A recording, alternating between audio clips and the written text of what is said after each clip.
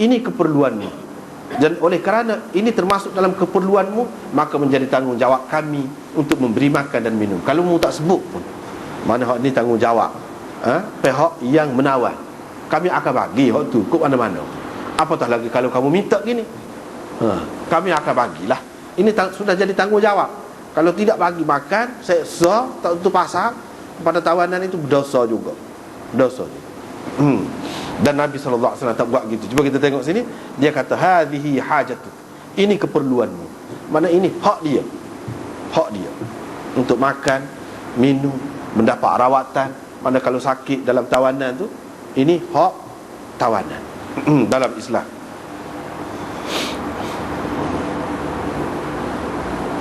Lepas pada tu, orang tadi ditebus dengan 2 orang sahabat yang telah ditawan oleh puak-puak Banu Thaqif tu. Jadi kira bercara lah, berunding lah kita kata. Berunding, jadi puak-puak Thaqif tu setuju untuk melepaskan, sebagai tebusan lah ni, tebusan, tukar. Hak ni seorang dengan 2 orang sahabat. Mereka setuju. Setuju, itulah. Tapi masalahnya, persoalannya lagu mana ni? Orang ni kan sudah Islam, macam mana Nabi SAW buat tebusan?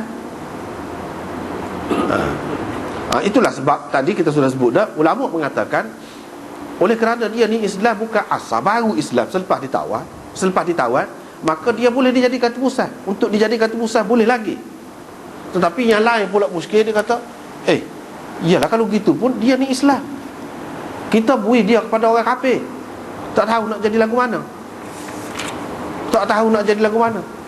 Boleh jadi orang akan paksa dia pula, baru pula Islam ni, tukar agama lagu mana. Tak kena tu cara, tukar lagu tu. Kenapa tidak bui dalam bentuk tebusan, dalam bentuk duit? Kalau misalnya kita kata tebus sahabat, tapi mungkin buat tu tak sah. Kalau duit boleh jadi juga. Jadi kemungkinan tu banyak. Jadi soalnya boleh ke buat lagu ni? Jawabnya kebanyakan ulama dia kata boleh. Lepas tu Nabi SAW buat gini ni, dia adalah tu hikmah dia. Boleh jadi kira-kiranya kemungkinan itu Nabi SAW kata mu sembunyikan Islam kamu. Boleh jadi. Tidak semestinya bila buat gitu sebagai tebusan tu mana rakyat lah istihar Islam. Tak mesti. Susuk Islam. Lepas pada tu tukar boleh lepas lah orang Islam. Ini makna menguntungkan Islam. Satu kemungkinan. Kemungkinan yang kedua, iaitu orang ni kuat. Nabi SAW tahu kuat. Kalau dia tidak kuat pun keluarga dia tu kuat. Bukti kuatnya tengok, 2 orang sahabat dengan dia seorang ni, mereka tebus. Tukar. Kalau dia ni tidak kuat, seorang sama seorang, ataupun kalau orang tidak penting, tentu orang tak cara, ikut dia lah, biar kena sembelih lah. Ni makna kuat. Kira-kiranya kalau dia balik ni sebagai Islam pun, buat-buat tu tidak mudah nak mengapa-apakan dia. Kira-kiranya. Jadi sebab tu Nabi SAW hantar. Bahkan ada hikmah pula kalau hantar tu. Bila dia pergi sana, boleh jadi dia boleh dakwah pula. Tetapi ada satu pendapat syarah kepada ini Muslim juga, Ubi, terkenal dia tu Ubi. Dia kata tak ni, ni tidak Islam mati ni, kata dia. Sebab tu Nabi buat tebusan, buat pertukaran dengan dia ni. Kalau Islam tak, kata dia, takkan Nabi buat lagi. Itu mengikut pendapat dia. Tapi pendapat dia tu tidak kemas, tidak ada bukti yang dia ni tidak Islam. Kecuali dia tidak sebutlah, tapi kita perhati, tengok dia kata ni dia ni tidak Islam mati, munafik lah, pura-pura masuk Islam. Dia sebut gitu je, andaiannya. Kalau nak kira tak boleh berdasarkan andaian gitu. Mungkinlah kita kata, walaupun dia tidak sebut, kita kata andaian dia tu berdasarkan lepas pada dia kata saya Islam, dia panggil ya Muhammad lagi. Biasanya orang Islam ni bila Islam dia akan panggil ya Nabi Allah ataupun ya Rasulullah. Ni dia panggil ya Muhammad. Ini menunjukkan, ini adalah sebagai satu qarinah atau dalil bahawa dia ni tidak Islam. Mungkin Ubi faham lagu tu, tapi itu tak jelas juga. Dia kan baru Islam, mana dia tahu benda-benda gitu. Kita tak boleh nak kata ini menunjukkan dia munafik, dia tidak Islam semata. Mungkin dia baru Islam, kalau dia tahunya Muhammad gitu ya. Saat ni lepas Islam, lepas tu Nabi SAW paling bila masanya ada orang nak ajar dia nya, mungkin nak kecek dengan dia gini-gini. Tak ada. Bahkan apa ni,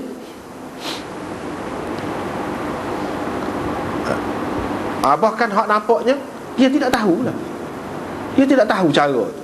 Jadi kita tak boleh berdasarkan dia panggil Muhammad tu kita nak kata dia munafik, dia tidak Islam, tak boleh, tak kena. Jadi hak pendapat Ubi tu tak berapa kemah lah, tak berapa sedap. Hak tadi tu lebih kemah. Sebab kemungkinan banyak lagi kemungkinan tu. Kira-kiranya hak Nabi SAW buat ni, dia tahulah tu. Dia tahulah. Tapi mengikut Ubinya dia kata Nabi SAW tahulah tu. Sebab tu dia tebuh juga, dia tukar hak ni bukan kafir. Dia tahu melalui wahyu, kata dia. Soalnya mana wahyunya? Itu ada ayat saja. Dia kata Nabi SAW boleh lagu, tapi kalau orang lain tak boleh. Dia kata Islam, kalau orang lain tak boleh. Sedangkan masih ada lagi cara yang lain tadi kan. Misalnya kita pakat dengan dia mu Islam, duduk senyap. Kalau tidak pokok dia tak sih pula nak buat pertukaran dengan kamu. Kalau kamu ni sebagai kafir, dia akan nak. Tapi kalau kamu nyatakan Islam, dia tak sih. Dia kata kita tipu pula. Jadi buat senyap. Kan boleh lagu tu. Boleh selesai juga.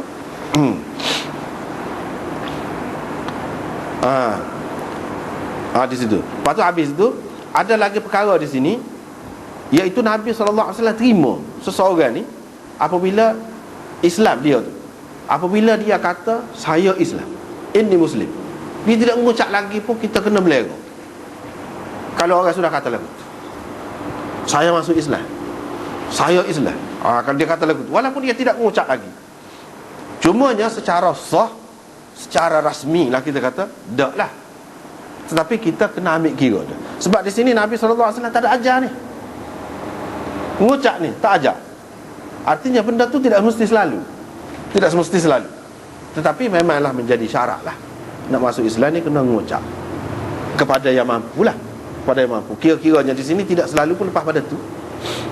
Lepas pada tu dia ajar lah. Kalau mau Islam gini-gini lah, lepas makan, minum, apa kita kata dia ajar. Tapi zahirnya di sini Nabi SAW tak ada tanya, dah mau kata Islam, mau kena kata lagu ni lah, mengucap lah. Tak ada. Maknanya tidak semesti selalu.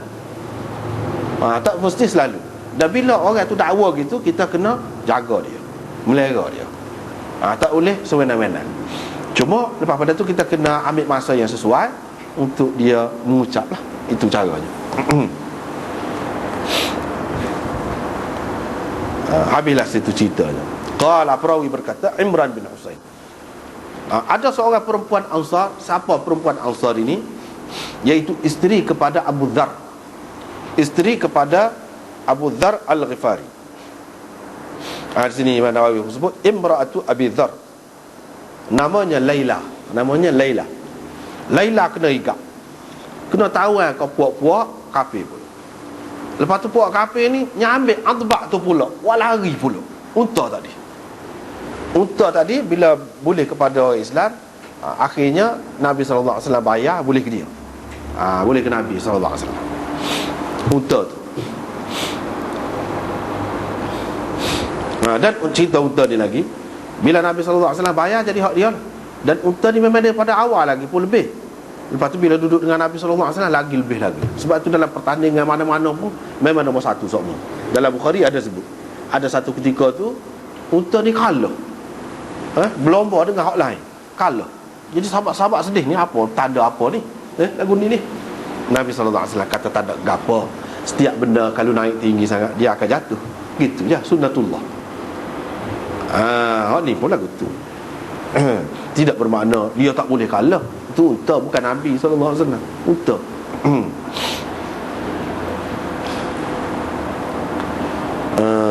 Lepas tu adbak ni boleh kau kafir pula, wak lari pula.